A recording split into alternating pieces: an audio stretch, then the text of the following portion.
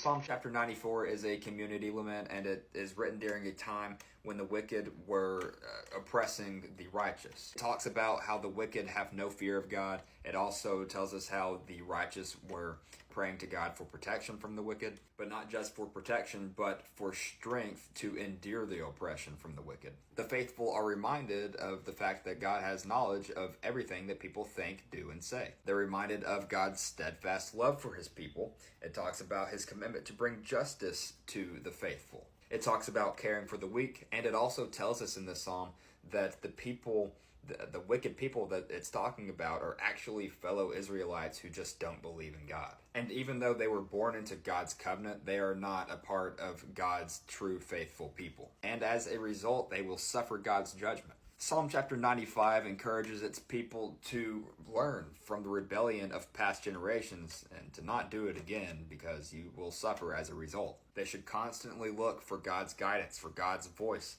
And it says the psalm sees the Israelites grumbling. Specifically, they're grumbling against Moses when they were at Meribah and Massah, and this grumbling showed their consistent unbelief, their constant turning away. They would turn away, get saved by Moses intervening, and then they would turn away again after God saved them.